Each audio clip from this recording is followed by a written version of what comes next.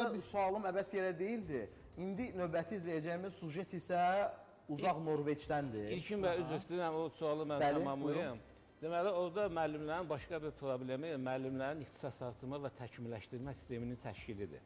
Siz az əvvəl çox gözəl bir məsələyə toxundunuz ki, bu mövzu elə bir mövzudur ki, bir saatlıq efirlə məhdudlaşan bir mövzudur. Ona görə də suallar olduqca çoxdur İlham müəllim. Xahişimiz odur ki, sırf bugünkü mövzuya köklənək və bu mövzularla bağlı təbii ki, biz əgər bir missiya üzərimizə götürmüşüksə, təhsil arenası olaraq cəmiyyətdə, təhsil cəmiyyəti üçün mühüm mesajlar verməyə bu mühtəliyi üzərimizə götürmüşüksə, təbii ki, növbəti efirlərimizdə bu məsələyə toxunacağıq və bunun ciddiliyinin də fərqindəyik. Amma gəlin, diaspora fəaliyyətindən söz düşmüşkən, uzaq Norveçdən bir sujetimiz var. Gəlin onu izləyək. Ondan sonra Məzahir müəllim, şəxsən sizin fikirlərinizi eşidəcəyik bu sujetdən sonra. İzləyək.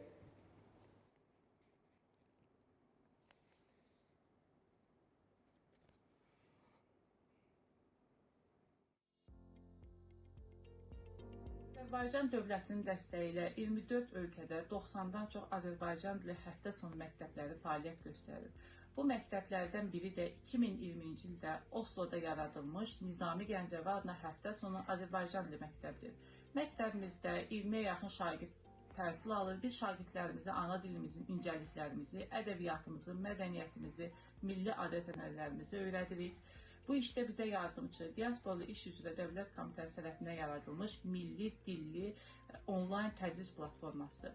Bu platforma vasitəsilə biz şagirdlərimizə dilimizin incəliklərini öyrədirik, tariximizi öyrədirik və eyni zamanda artıq Azərbaycan dili məktəbimizin formalaşmış kitabxanası var. Bu kitabxanada yer almış kitablar üçün Diasporlu İş üzrə Dövlət Komitəsinə təşəkkür edirik. Bu ilin sonu üçün şagirdlərimizlə birlikdə Abdullah Şaiqin Tıktıq xanım əsərini hazırlayıb tamaşaçılara təqdim edəcəyik. Əslində bunu uğurlu bir nümunə kimi təqdim edə bilərik və düşünürəm ki, təqdirə layiq və alqışlanması bir addımdır bu. Yəni, bugün əgər dövlət ölkə hüdudlarından minlərlə, 10 minlərlə kilometr uzaqlıqda belə gözəl işlər görülürsə, nə gözəl, yəni bizim bir millət olaraq, xalq olaraq halımıza və yalnız qürurlanmaq, sevinmək olar. Elə deyilmi İlham müəllim? Bu haqda fikirlərinizi alacağıq. Düşünürəm, siz kifayət qədər mövzu ilə bağlı düşüncələrə sahibsiniz. Məzahir müəllim, siz də eşidək, az əvvəl diasporaların fəaliyyətini o qədər qənaətbəxş hesab etmədiniz və görülən... Bizim artıq 60-dan çox ölkədə diaspora fəaliyyət göstərən nümayəndəliyimiz var. Qeyd elədiyim kimi, yəni biz daha çox Türkiyə təcrübəsi əsaslanmışıq, çünki onlarla birgə fəaliyyət göstərirsiniz. Bəli. Yəni belə nümunələr varsa nə xoş. Nə xoş, həqiqətən də. Amma könül istər ki, biraz çox olsun.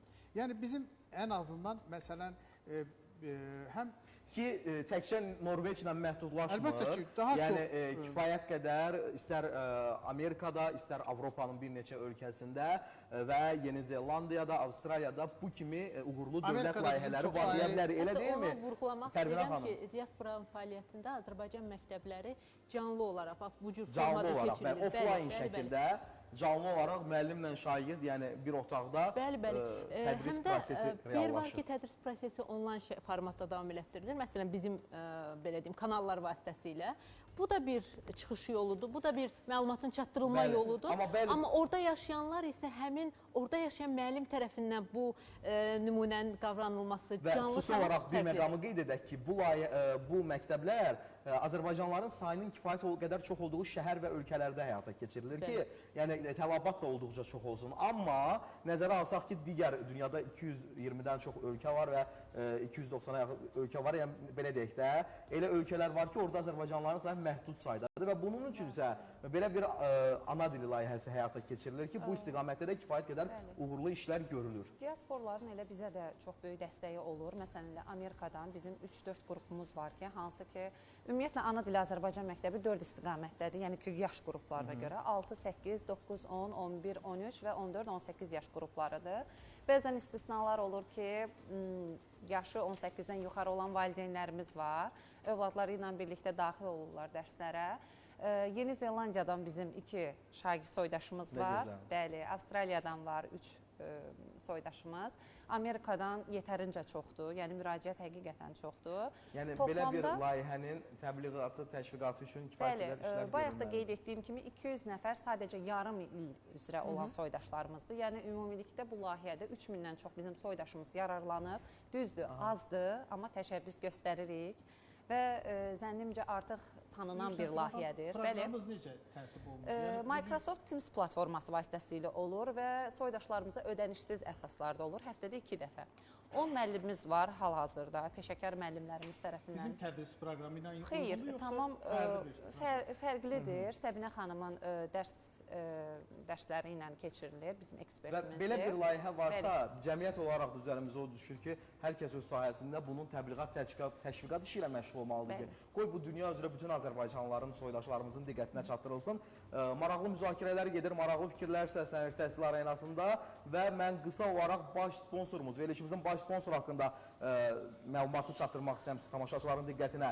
Beynəlxalq Təhsil Mərkəzinə təşəkkür edirik. Artıq Beynəlxalq Təhsil Mərkəzində 40 növ təhsil xidməti göstərilir. Heç bir imtahan vermədən bakalavr, magistratura, doktorantura dərəcələri üzrə ən öndə gedən universitetlərə məhz imtahansız qəbul imkanı Beynəlxalq Təhsil Mərkəzində mümkündür. Eyni zamanda mərkəz vasitəsilə təhsil alan tələbələr təhsil müddətində təcrübə imkanları və məzun olduqdan sonra işlə təmin edilə bilərlər. Bununla yanaşı təhsil müddətində yüksək nəticə əldə edən tələbələrə şamil olunur yalnız bu. Yəni onlar təqaüd ilə xüsusi mərkəz tərəfindən ayrılmış təqaüd qazanırlar. Qeyd edək ki, mərkəz 21 ölkədə 140 universitetlə rəsmi şəkildə əməkdaşlıq edir. Beynəlxalq sertifikat, belə deyək də, beynəlxalq keyfiyyət sertifikatını əldə etmiş ilk təhsil mərkəzi də Azərbaycanda deyə bilərik. Əlaqə nömrələrini xatırlatmaq istəyirəm Beynəlxalq Təhsil Mərkəzinin 051 401 44 43 təşəkkür edirik. Buyurun Pərvinə xanım. Həmin məktəbdə dərs keçən müəllimlər də xüsusi seçilir. Həmin müəllimlər müxtəlif dilli olmasına çalışılır. Çünki elə məkanlar var ki, elə regionlar var ki, orada ingilis dili və yaxud digər dillər daha üstündür, fransız dili və s.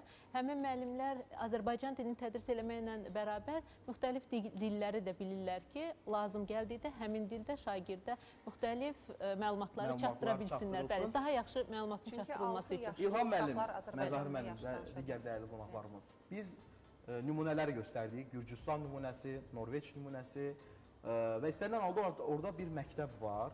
Orada şagirdlərin təhsil aldığı, getdikləri bir məktəb var. Təbii ki, çatışmayan məqamlar hər yerdə var və bunun üçün biz çalışmalıyıq ki, o həlli istiqamətində əsaslı işlər görülsün.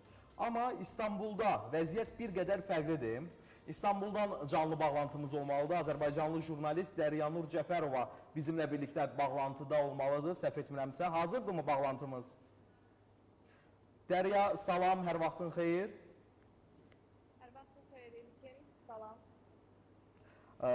Mən Dəryanı eşidə bilmirəm.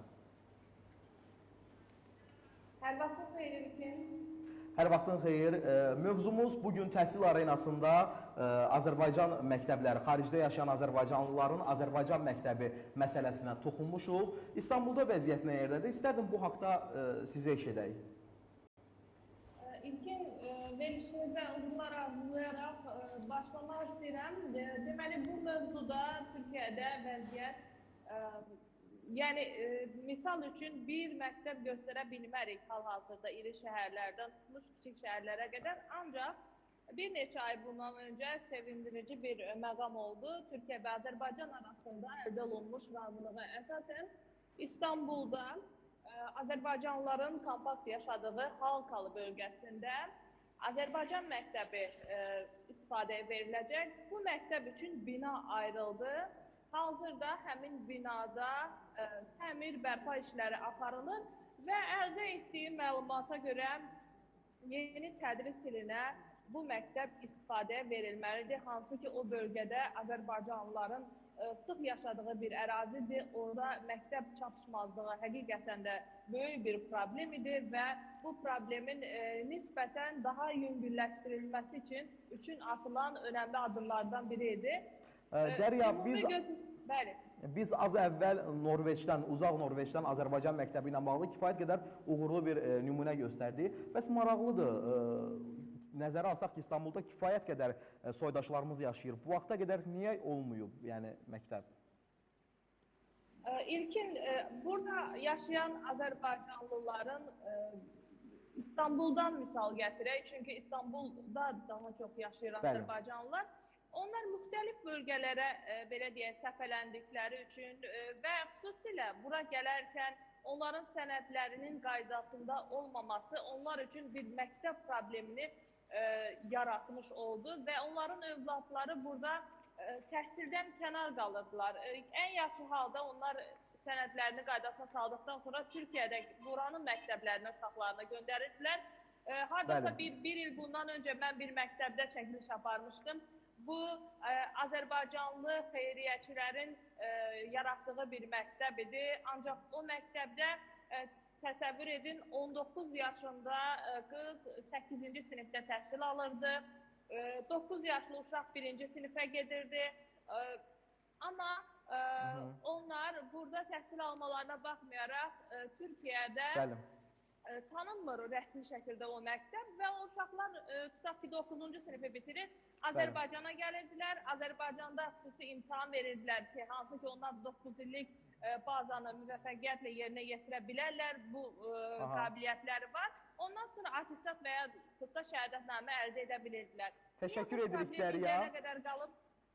Təşəkkür edirik vaxtınızı ayırdığınız üçün və bizi İstanbulda bu proseslə bağlı məlumatlandırdığınız üçün. Qeyd edim ki, bizimlə birbaşa bağlantıda İstanbulda yaşayan Azərbaycanlı jurnalist Dəryanur Cəfərova idi və bütün qonaqlarımıza təşəkkür edirik. Bugün gəldiyiniz mövzularda kifayət qədər iştirak etdiniz. Məzahir müəllim, son olaraq hansı addımlar atılmalıdır? Qısa olaraq fikirlərinizi alaq. Belə işimizin vaxtına bir neçə dəqiqə qalıb. Buyurun. Hansı addımlar atılmalıdır uğurlu olmaq üçün? Dövlət, vətəndaş cəmiyyəti və bu sahəyə aidiyyətli olan icra orqanlarının birgə səyi nəticəsində bu problemi qismən də olsa aradan qaldırmağa təşəbbüs etmək olar.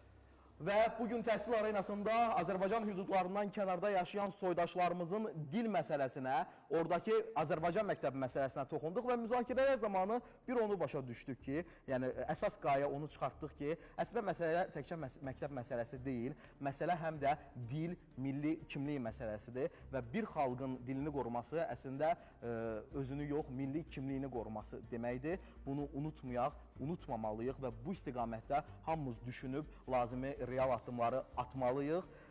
Ümid edək ki, yaxın illərdə vəziyyət olduqca qənaətbəxş olacaq. Təşəkkür edirik hər birinizə. Təhsil arenasına baxırdınız. Sabah eyni saatda, eyni məkanda görüşmək ümidi ilə sağ olun, salamat qalın.